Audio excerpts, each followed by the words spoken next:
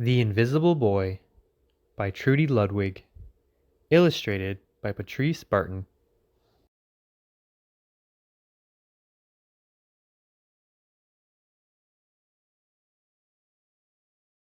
Can you see Brian, the invisible boy? Even Mrs. Carlotti has trouble noticing him in her classroom. She's too busy dealing with Nathan and Sophie.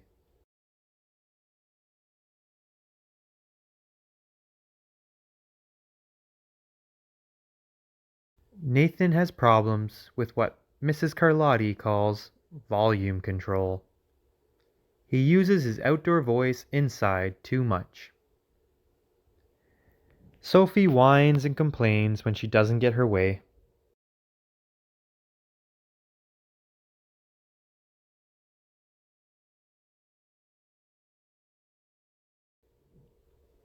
Nathan and Sophie take up a lot of space.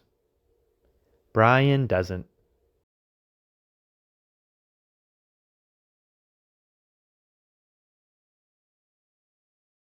When the bell rings for recess, Micah and JT take turns choosing kids for their kickball teams.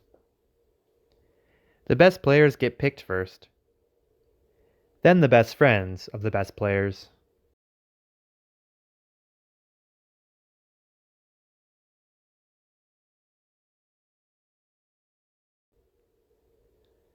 Then the friends of the best friends. Only Brian is left, still waiting and hoping.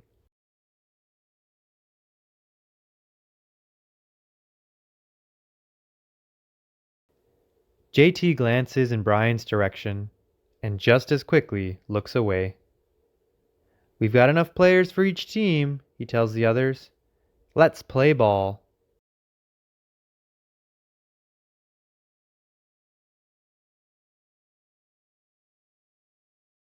In the cafeteria, Madison and her friends talk about her birthday party. The rope swing over the pool was awesome, says JT. Yeah, so was the water slide, adds Fiona. That was the best pool party ever. I'm so glad you guys had fun, says Madison. Everyone did except Brian. He wasn't invited.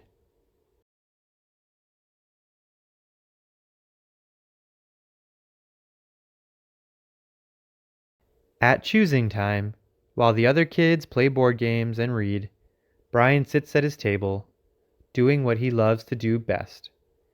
He draws fire-breathing dragons scaling tall buildings, space aliens locked in intergalactic battles, greedy pirates digging for treasure, and superheroes with the power to make friends wherever they go.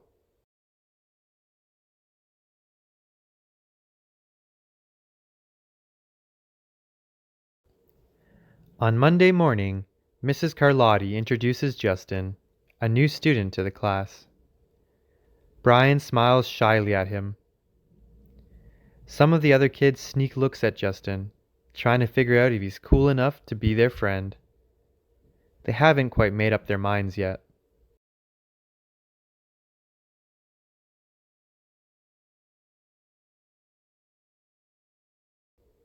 At lunch, Madison and JT watch Justin eat with chopsticks. What's that? Asks Madison as she points at Justin's food. It's bulgogi. Bul what? Bulgogi. It's Korean barbecued beef. My grandma made it for me. It's really good. Do you want to try some?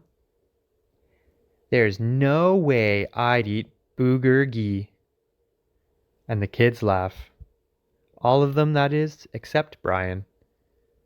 He sits there wondering which is worse, being laughed at or feeling invisible.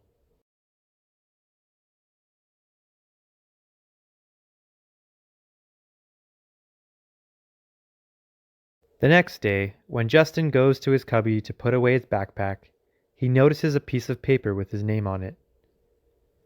Justin, I thought the bulgogi looked good. Brian. Yum.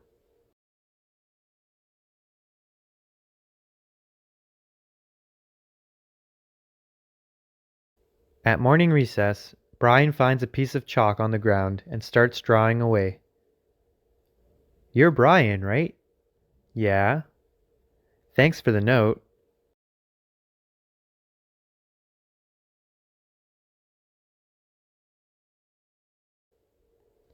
Hey, Justin, Emilio calls out from the tetherball court. You're up next. Sorry, I gotta go, says Justin. By the way, that's a really cool drawing, he adds before taking off.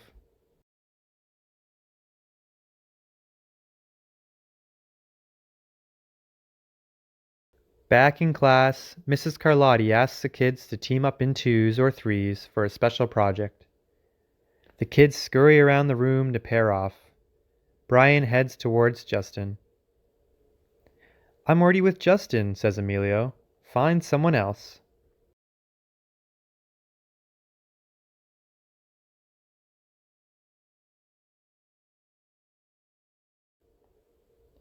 Brian looks at the floor, wishing he could draw a hole right there to swallow him up.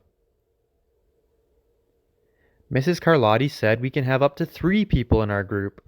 We're only 2. Come on, Emilio. Let him work with us. Okay, I guess.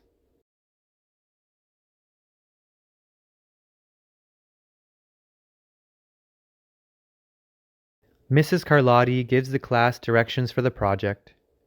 Your assignment is to work together to write a story about what you see in that photograph.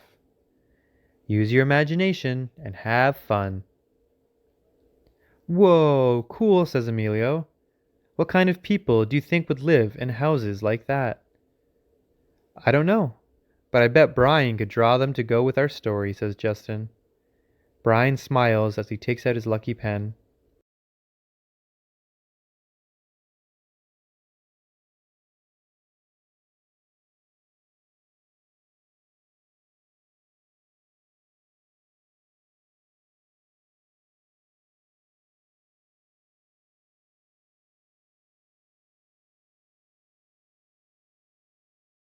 It's lunchtime again, Brian's least favorite part of the day.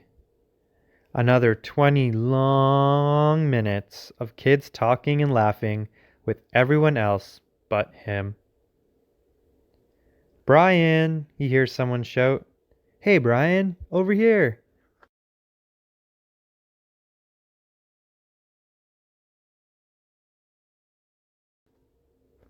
Brian turns and sees Justin waving him over. Emilio nods at Brian as he makes room for him at the table.